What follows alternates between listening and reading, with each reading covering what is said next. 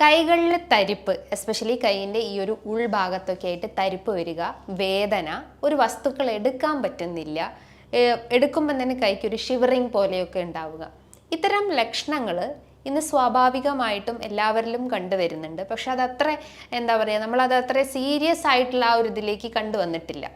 എന്നാൽ ഈ ഒരു ബുദ്ധിമുട്ടുകൾ പല കാരണങ്ങൾ കൊണ്ടായിരിക്കാം. ചിലപ്പോൾ അതെന്തെങ്കിലും നാഡികൾക്കുള്ള കംപ്രഷൻസോ അങ്ങനെ പല കോസസ് കൊണ്ടായിരിക്കാം. അപ്പോൾ ഈ ഒരു കൈകൾക്ക് ഉണ്ടാവുന്ന ബുദ്ധിമുട്ടുകൾ നമുക്ക് എങ്ങനെ മാനേജ് ചെയ്യാം, അതിൻ്റെ കാരണങ്ങൾ എന്തൊക്കെയാണ് എന്നതാണ് ഇന്നത്തെ വീഡിയോയിലൂടെ ഞാൻ ഡിസ്കസ് ചെയ്യുന്നത്. ഹായ്, ഞാൻ doctor Juhi Das, QNB health കെയറിലെ ഹോമിയോപ്പത്തിക് ഫിസിഷ്യനാണ്.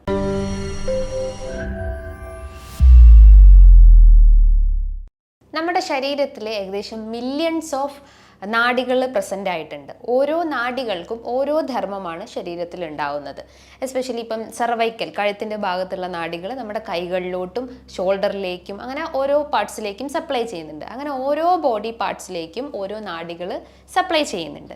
അങ്ങനെ നമ്മുടെ കഴുത്തിൽ നിന്നും സ്റ്റാർട്ട് ചെയ്തിട്ട് നമ്മുടെ കൈകളിലോട്ടേക്ക് എൻഡ് ചെയ്യുന്ന ഒരു നാഡിയാണ് മീഡിയൽ നെർവ് എന്ന് പറയുന്നത്. അതിൻ്റെ റേഡിയേറ്റിംഗ് അല്ലെങ്കിൽ അതിൻ്റെ സപ്ലൈ വരുന്നത് കഴുത്തിൽ നിന്നും നമ്മുടെ കൈകൾ തൊട്ടിട്ട് ഈ വിരൽ വരെയാണ് അതിൻ്റെ സർക്കുലേഷൻ പോകുന്നത്. അപ്പോൾ ഈ നാഡികൾക്ക് എന്തെങ്കിലും കംപ്രഷനോ അല്ലെങ്കിൽ ഇഞ്ചുറി സംഭവിക്കുമ്പോഴാണ് അത് വേദനയായിട്ട് പ്രസൻറ്റ് ചെയ്യുന്നത്. ചിലപ്പോൾ ആളുകൾ ചിന്തിക്കും എന്തെങ്കിലും കുത്തി വീണത് കൊണ്ടായിരിക്കാം, അല്ലെങ്കിൽ ജസ്റ്റ് എന്തെങ്കിലും എവിടെയും കുത്തിപ്പോയത് കൊണ്ടായിരിക്കാം വേദന. പക്ഷെ ആ കുത്തിപ്പോയത് ആ ഒരു നാഡികൾക്ക് ഉണ്ടാവുന്ന കംപ്രഷൻ മൂലമാണ് ആ പ്രശ്നങ്ങൾ ക്രിയേറ്റ് ചെയ്യുന്നത്. ഞാൻ അതിൻ്റെ ഒരു അനാറ്റോമിക്കൽ സ്ട്രക്ചർ പറയാം. നമ്മുടെ കൈയിൻ്റെ ഈ ഒരു റിസ്റ്റ് ഭാഗത്തായിട്ട് ജസ്റ്റ് ഒരു പാലം പോലെ ഫ്ലെക്സർ റെറ്റിനാക്കുലം എന്ന് പറയും. ഈ പാലത്തിലൂടെയാണ് ഈ പറഞ്ഞിട്ടുള്ള മീഡിയൻ നെർവ് കടന്നു പോകുന്നത്. അത് ഏകദേശം ഇങ്ങനെയാണ് കടന്നു പോകുന്നത്. ഈ 3 വിരലുകൾക്കാണ് അതിൻ്റെ സപ്ലൈ വരുന്നത്. അപ്പോൾ ആ നാഡികൾക്ക് അല്ലെങ്കിൽ ആ പാലത്തിലൂടെ അത് കടന്നു പോകുമ്പോൾ നമുക്ക് എന്തെങ്കിലും കൂടുതൽ ഇഞ്ചുറി സംഭവിക്കുക, അല്ലെങ്കിൽ കുറേ നേരം നമ്മളെ കൈകൾ യൂസ് ചെയ്യുക, ജസ്റ്റ് ടൈപ്പ് ചെയ്യുന്നത് അല്ലെങ്കിൽ സിസ്റ്റം യൂസ് ചെയ്യുന്നത്, അല്ലെങ്കിൽ മറ്റെന്തെങ്കിലും ഹെവി വർക്ക് നമ്മൾ റിസ്റ്റിന് കൊടുക്കുമ്പോഴാണ് ആ നാഡികൾക്ക് അവിടെ വീക്ക്നെസ്സോ ഇൻഫ്ലമേഷൻസോ വരുന്നത്. അങ്ങനെയാണ് അത് വേദനയായിട്ട് പ്രസൻറ്റ് ചെയ്യുന്നത്. അതിനെ നമ്മൾ മെഡിക്കലി കാർപ്പൽ ടണൽ സിൻഡ്രോം എന്ന് പറയുന്നത്.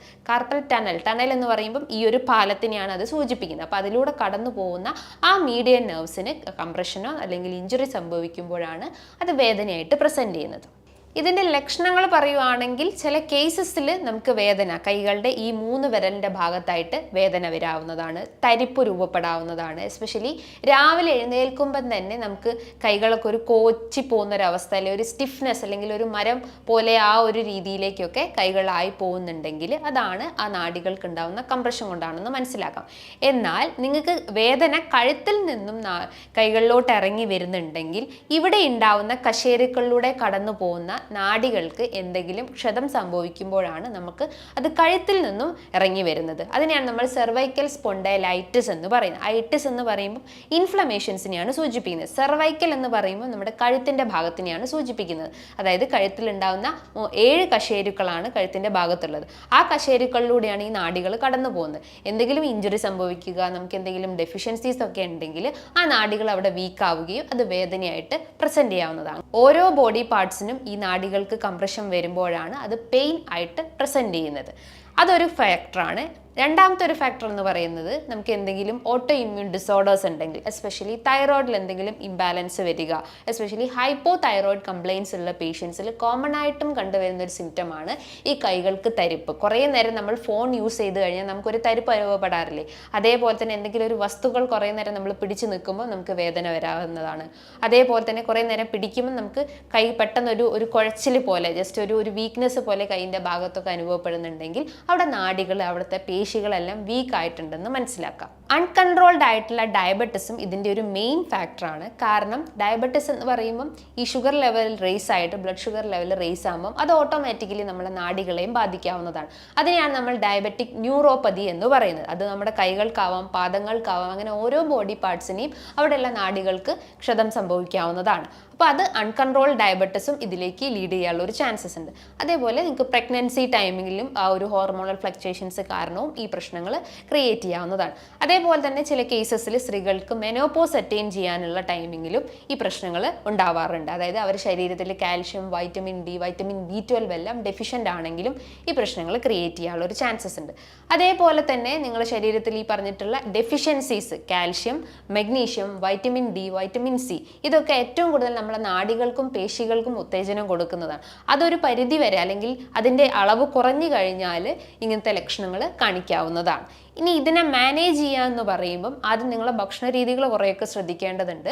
ഈ പറഞ്ഞിട്ടുള്ള ഡയറ്റ് കൃത്യമായിട്ട് ഫോളോ ചെയ്യുക. കാൽഷ്യം, മഗ്നീഷ്യം, വൈറ്റമിൻ ഡി, അതേപോലെ തന്നെ പൊട്ടാസ്യം പോലത്തെ മൈക്രോ ന്യൂട്രിയൻസും വൈറ്റമിൻസും നിങ്ങളുടെ ഭക്ഷണത്തിൽ ഉൾപ്പെടുത്താൻ ശ്രമിക്കുക. അത്യാവശ്യം വെയിൽ കൊള്ളാൻ ശ്രമിക്കുക. ഈ AC-ക്കകത്തുള്ള ആ ഒരു ഇതിൽ നിന്നും മാറിയിട്ട് കുറച്ച് നേരം ഒരു 10-15 മിനിറ്റ് നന്നായിട്ട് വെയിൽ കൊള്ളാൻ ശ്രമിക്കുക. ഇളം വെയിൽ, ഏകദേശം ഒരു 10 മണി മുതൽ 3 മണീൻ്റെ ഇടയിൽ ഒരു 15 മിനിറ്റ് വെയിൽ കൊള്ളാൻ ശ്രമിക്കുക.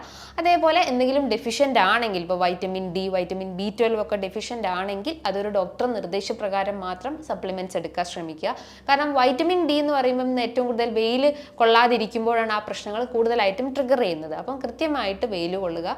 സപ്ലിമെൻറ്റ്സ് ആണെങ്കിൽ തന്നെ നിങ്ങൾക്ക് വീക്ക്ലി വൺസോ അല്ലെങ്കിൽ ജസ്റ്റ് ഡോസേജ് കുറഞ്ഞിട്ടുള്ളത് ഡെയിലി ഒക്കെ കൺസ്യൂം ചെയ്യാവുന്നതാണ്. അതേപോലെ തന്നെ സെയിം ആക്ഷൻ തന്നെയാണ് വൈറ്റമിൻ B12 വരുന്നത്. വൈറ്റമിൻ B12 ഏറ്റവും കൂടുതൽ നമ്മളെ പേശികൾക്കും അതേപോലെ തന്നെ നെർവ്സിനൊക്കെയാണ് കൂടുതലായിട്ടും ആക്ഷൻ കാണിക്കുന്നത്. അത് ശരീരത്തിൽ കുറഞ്ഞു കഴിഞ്ഞാലും പ്രസൻറ്റ് ചെയ്യാവുന്നത് ഈ പറഞ്ഞിട്ടുള്ള ലക്ഷണങ്ങളാണ്. അത് ഏകദേശം ഒരു 300 പൈക്കോഗ്രാം/ഡെസിലിറ്റർ ആണ് നമ്മുടെ ശരീരത്തിന് ആവശ്യമായിട്ടുള്ള. അത് കുറയുമ്പോഴും ഈ പ്രശ്നങ്ങൾ ക്രിയേറ്റ് ചെയ്യാനുള്ള ഒരു ചാൻസസ് ഉണ്ട്. അപ്പം ഈ പറഞ്ഞിട്ടുള്ള മൈക്രോ ന്യൂട്രിയൻസ് ആദ്യം നിങ്ങളുടെ ഭക്ഷണത്തിൽ ഉൾപ്പെടുത്താൻ ശ്രമിക്കുക. ഇനി അതിന് നമ്മൾ ഫോളോ ചെയ്യേണ്ട എക്സസൈസുകളുണ്ട്. എക്സസൈസ് എന്ന് പറയുമ്പം ഒന്നാമത്തേത്, നമ്മൾ ജസ്റ്റ് ഒരു പ്രെയർ പൊസിഷനിൽ നമ്മുടെ കൈ വെക്കുക. കൈ വെച്ചതിന് ശേഷം ജസ്റ്റ് ഒരു അപ്പ് ആൻഡ് ഡൗൺ മൂവ്മെൻറ്റ്സ് കൊടുക്കുക. ഈ ഒരു ഫോമിൽ അപ്പ് ആൻഡ് ഡൗൺ മൂവ്മെൻറ്റ്സ് കൊടുക്കാൻ ശ്രമിക്കുക. ഇതൊരു 5 വട്ടം ഡെയിലി ചെയ്യാൻ ശ്രമിക്കുക. ഇനി നെക്സ്റ്റ് ഒരു പോസ്റ്റർ എന്ന് പറയുമ്പം ജസ്റ്റ് കൈ ഇങ്ങനെ ഹോൾഡ് ചെയ്തിട്ട് ജസ്റ്റ് ഈ ഒരു ഫോമിൽ ഇങ്ങനെ ഒരു മൂവ്മെൻറ്റ്സ് കൊടുക്കാൻ ശ്രമിക്കുക. അപ്പോൾ നമ്മൾ ഈ റിസ്റ്റിനുള്ള എന്തെങ്കിലും ഇൻഫ്ലമേഷൻസ് ഒക്കെ ഉണ്ടെങ്കിൽ അതൊരു പരിധി വരെ നമുക്ക് റെഡ്യൂസ് ചെയ്യാൻ പറ്റുന്നതാണ്. അതേപോലെ തന്നെ നിങ്ങൾക്ക് ഒരു ഭിത്തിക്കകത്ത് നമ്മൾ ജസ്റ്റ് കൈ വെച്ചതിന് ശേഷം ഒരു ഫോർവേഡ് പ്രഷർ കൈകളിലോട്ട് കൊടുക്കുക. അതേപോലെ തന്നെ ഈ ഭിത്തിയിൽ നിന്ന് നമുക്കൊരു പ്രഷർ കിട്ടുമ്പോൾ അങ്ങനെ ഒരു ഫോർവേഡ് പ്രഷർ കൈകളിലോട്ട് കൊടുക്കുക. അതായത് ഈ ഒരു 90 ഡിഗ്രിയിലായിരിക്കണം നമ്മുടെ കൈ വേണ്ടത്. അപ്പോൾ ഈ ഒരു പ്രഷർ കിട്ടുമ്പോൾ തന്നെ നമുക്ക് ഈ ഒരു ഇൻഫ്ലമേഷൻസ് റെഡ്യൂസ് ചെയ്യാൻ പറ്റുന്നതാണ്. അതേപോലെ തന്നെ നമ്മുടെ കൈ ജസ്റ്റ് ഫ്രണ്ടിലോട്ട് വെച്ചിട്ട് നമ്മുടെ ഈ കൈ വെച്ചിട്ട് ജസ്റ്റ് ഈ ഫിംഗേഴ്സ് ഹോൾഡ് ചെയ്തിട്ട് ഇങ്ങനെ ഒരു മൂവ്മെൻറ്റ്സ് കൊടുക്കുക. അതായത് ഒരു ബാക്ക്വേർഡ് പ്രഷർ കൊടുക്കാൻ ശ്രമിക്കുക. അതേപോലെ തന്നെ ഓപ്പോസിറ്റ് ഹാൻഡിലും ഇങ്ങനെ ചെയ്യാൻ ശ്രമിക്കുക. ഇതും ഡെയിലി ഒരു 5-10 വട്ടം ഡെയിലി ചെയ്യാൻ ശ്രമിക്കുക. ഇതൊക്കെ ആ ഒരു ഇൻഫ്ലമേഷൻസ് അല്ലെങ്കിൽ സ്വെല്ലിങ്, വേദനകളുടെ ഇൻറ്റൻസിറ്റി റെഡ്യൂസ് ചെയ്യുന്ന എക്സസൈസ് ആണ്.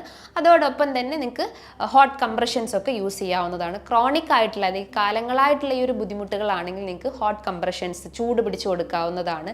പെട്ടെന്നൊരു ഇഞ്ചുറി കൊണ്ട് വരുവാണെങ്കിൽ നിങ്ങൾക്ക് ഒരു കോൾഡ് കംപ്രഷൻസ് ഒക്കെ കൊടുക്കാവുന്നതാണ്. അതേപോലെ ഒരു ഡോക്ടർ നിർദ്ദേശപ്രകാരം മാത്രം എന്തെങ്കിലും വർക്കൗട്ട്സ്, അതായത് ഈ പറഞ്ഞിട്ടുള്ള ഫിസിയോതെറാപ്പി ഒക്കെ ചെയ്യാൻ ശ്രമിക്കുക.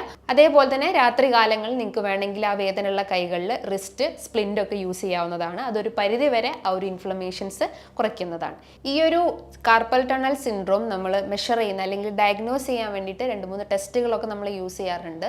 ജസ്റ്റ് നമ്മൾ കൈ ഹോൾഡ് ചെയ്ത് നിർത്തിയിട്ട് ഇവിടെ ടാപ്പ് ചെയ്ത് കഴിഞ്ഞാൽ ആ പേഷ്യൻറ്റിന് പെയിൻ ഫീൽ ചെയ്യുകയാണെങ്കിൽ അതൊരു കാർപ്പൽ ടണൽ സിൻഡ്രോമിൻ്റെ ഒരു പോസിറ്റീവ് സൈൻ ആണ്. അതേപോലെ തന്നെ ജസ്റ്റ് പ്രെയർ പൊസിഷനിൽ നമ്മൾ കൈ താഴത്തോട്ട് ലിഫ്റ്റ് ചെയ്യുമ്പോൾ അവർക്ക് വേദന ഫീൽ ചെയ്യുകയാണെങ്കിലും അതൊരു പോസിറ്റീവ് സൈൻസ് ആണ്. ഫെലൻസ് ടെസ്റ്റ് അല്ലെങ്കിൽ അതേപോലെ ടിനൽസ് ടെസ്റ്റ് എന്നൊക്കെയാണ് ഇതിനെ പേര് പറയാറ്. അപ്പോൾ ഇങ്ങനത്തെ കാര്യങ്ങളൊക്കെ നിങ്ങൾ കൃത്യമായിട്ട് ഫോളോ ചെയ്യാൻ ശ്രമിക്കുക. അത്തരം വേദനകൾ വെച്ചുകൊണ്ടിരിക്കാതെ ഒരു ഡോക്ടർ നിർദ്ദേശപ്രകാരം അതിന് പ്രോപ്പറായിട്ടുള്ള ട്രീറ്റ്മെൻറ്റ് എടുത്തു കഴിഞ്ഞാൽ നമുക്കൊരു പരിധി വരെ ഈ ഒരു ഇൻഫ്ലമേഷൻസ് ഒക്കെ റെഡ്യൂസ് ചെയ്യാൻ പറ്റുന്നതാണ്. അതോടൊപ്പം തന്നെ നേരത്തെ പറഞ്ഞിട്ടുള്ള വർക്കൗട്ട്, അതായത് എക്സസൈസും ഭക്ഷണ രീതികളൊക്കെ ഒന്ന് ഫോളോ ചെയ്യാൻ ശ്രമിക്കുക. ഇനി ഇതുമായി ബന്ധപ്പെട്ട് നിങ്ങൾക്ക് എന്തെങ്കിലും ഡൗട്ട്സ് ഒക്കെ ഉണ്ടെങ്കിൽ ജസ്റ്റ് താഴെ കാണുന്ന നമ്പറിൽ കോൺടാക്ട് ചെയ്യാവുന്നതാണ്. നല്ലൊരു ഹെൽത്ത് ടോപ്പിക്കുമായി വീണ്ടും കാണാം. Thank you.